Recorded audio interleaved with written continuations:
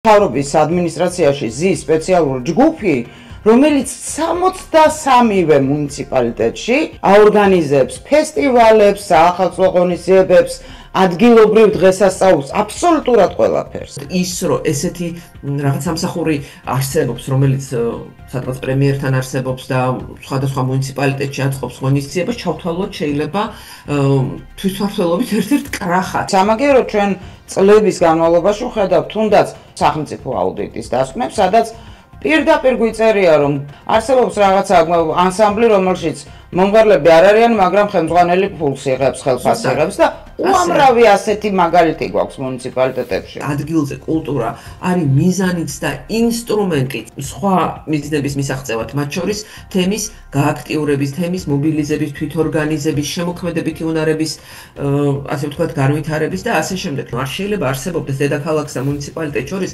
ასეთი კულტურული ნაპრალი. ეს ოდესმე მიგვიყვანს ჩიხამდე. მე ვფიქრობ, რომ ეხა ვართ ამ ჩიხში. მე სულ მრჩევაში დაბეჭდილება, რომ მათ ესეთი გლობალურად არც უფიქრიათ, რა შეიძლება მოიტანოს კულტურის სწორად დაგეგმამ ადგილობრივ განვითარებაში. ადგილობრივი კულტურის განვითარების დაგეგმა სჭირდება თავისი რა თქმა უნდა, ცოდნა და კომპეტენცია.